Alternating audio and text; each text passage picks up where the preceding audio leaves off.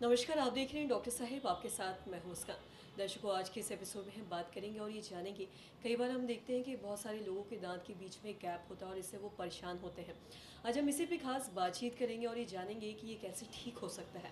और इसी पे खास बातचीत करने के लिए आज हमारे साथ मौजूद है डॉक्टर गीता शर्मा। आपको बता दें कि बिहार की जानी मानी डेंटिस्ट है और साथ ही साथ ये एसोसिएट प्रोफेसर है पटना डेंटल कॉलेज में। मैम नमस्कार, बहुत बहुत स्वागत है आपका। नमस्कार। मैम मैं आपसे जानना चाहूँगी, हम आजकल देखते हैं ऐसे बहुत सारे लोग हैं जो कहीं ना कहीं इससे परेशान रहते हैं कि उनके दांतों में गैप होता है, वो चाहते हैं कि वो ना रहे। तो मैं आपसे जानना चाहूँगी, क्या ये पॉसिबल है, और अगर है तो फिर कैसे किया जा सकता है? दांतों में गैप दो तरह के होते हैं। वन इज़ मिडलाइन डायस्टीमा, जो कि फ्रंट में जो सेंट्रल इंसाइजर जो आगे के दो दांत हैं उनके बीच में प्रेजेंट होता है, और दूसरा है जनरलाइज स्पेसिंग, जो सारे दांतों के बीच में होता है। तो इसके लिए सबसे पहले तो ज़रूरी है कि हम इसके इटियोलॉजी जाने, किस कारण से ये दांतों में गैप है।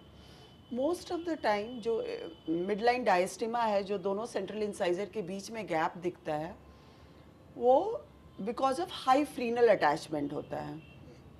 तो हाई फ्रीनल अटैचमेंट की वजह से क्या है, ट्रॉमा फ्रॉम ओक्लूजन, जिसकी वजह से दांतों के बीच में स्पेसिंग दिखता है और पेशेंट को अनेस्थेटिक लगता है। तो इसके लिए हम उसका उचित इलाज करते हैं। छोटी सर्जरी होती है, माइनर, जिससे सर्जरी करके हम लोग उस स्पेस को हटा देते हैं।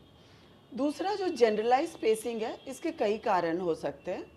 जनरलाइज स्पेसिंग जो है वो either because of thumb sucking, कई बच्चों को आपने देखा होगा कि अंगूठे को मुंह के अंदर रखते हैं, तो बिकॉज ऑफ थंब सकिंग वो स्पेसिंग दिखता है। या टंग थ्रस्टिंग की हैबिट होती है बच्चों में, तो टंग थ्रस्ट की वजह से स्पेसिंग जनरली दिखता है। या फिर कई बार जॉ का साइज छोटा है, जिसकी वजह से जनरलाइज स्पेसिंग दिखता है। अब इसके लिए हम जो कारण है उस कारण का हम लोग उसका इलाज करते हैं। अगर बच्चों में थंब सकिंग की हैबिट है तो कोशिश करना चाहिए कि हम उस थंब सकिंग हैबिट को हटाएं। टंग थ्रस्टिंग के लिए टंग क्रिप मशीन अप्लायंस होता है, वो देते हैं। और जो हमारी जनरलाइज स्पेसिंग है, इसके लिए आइदर हम रिमूवेबल अप्लायंस दे सकते हैं और फिक्स ट्रीटमेंट देते हैं। ये दो मोड ऑफ ट्रीटमेंट है। इसके लिए डिपेंड करता है कि पेशेंट कितना विलिंग है, उसका पॉकेट कितना अलाउ करता है, वो कितना टाइम डिवोट कर सकता है, और सिवियरिटी ऑफ गैप कितनी ज़्यादा है। सपोज अगर स्पेसिंग कम है, माइनर है, तो माइनर करेक्शन के लिए हम लोग रिमूवेबल अप्लायंस देते हैं, हॉलीज अप्लायंस, जिसको 6 महीने से साल भर तक पेशेंट पहनता है, तो उससे काफ़ी हद तक करेक्ट हो जाती है। दूसरा फिक्स्ड अप्लायंस में अगेन हम लोग के पास दो तीन ऑप्शंस हैं। वन इज़ कि मेटेलिक ब्रैकेट है, लगाते हैं। फिर सिरेमिक ब्रैकेट है।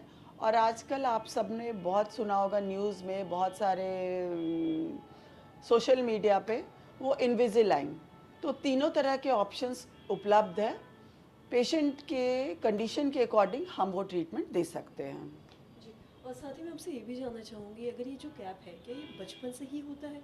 और अगर बचपन से होता है तो क्या ये बचपन में इसका जो भी आपने ट्रीटमेंट बताया, जो भी चीज़ें बताई, क्या वो बचपन में करना सही है या नहीं, मैं आपसे जानना चाहूँगी। देखो, आइडियल एज जो ऑर्थोडोंटिक ट्रीटमेंट का है, वो मिक्स डेंटिशन फेज में है। जब दांत आ जाते हैं उस एज में हम लोग देते हैं ट्रीटमेंट को। तो इसमें एक मायोफंक्शनल अप्लायंस है, जो कि बच्चा अगर छोटी, जैसे ही मिक्स डेंटिशन स्टार्ट हुआ, बच्चा 6 से 8 साल की उम्र है और मदर को लग रहा है कि दांत जो है वो ऊपर की तरफ है, दांतों का अलाइनमेंट ठीक नहीं है, तो उस केस में हम लोग इसको मायो फंक्शनल अप्लायंस दे सकते हैं।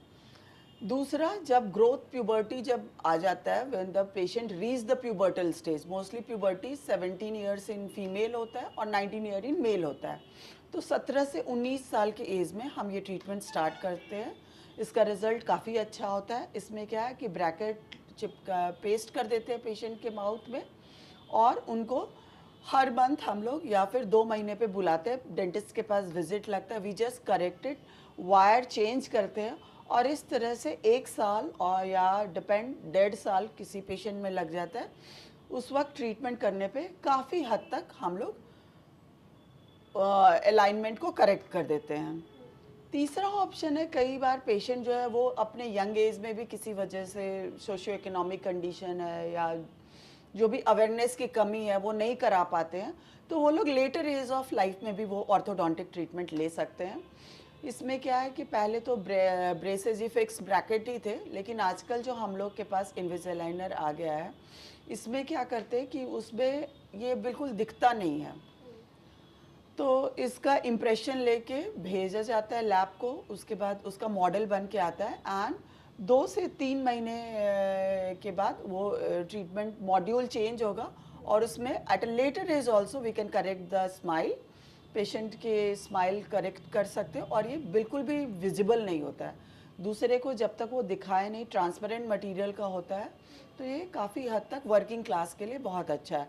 जो लेटर एज 30 साल में भी अपना ऑर्थोडोंटिक ट्रीटमेंट कराना चाहते हैं और वो पब्लिक फिगर हैं, दे आर बॉदर्ड कि कैसा हो, तो वो लोग बेझिझक इस ट्रीटमेंट को ले सकते हैं और रिजल्ट इसके काफ़ी अच्छे हैं।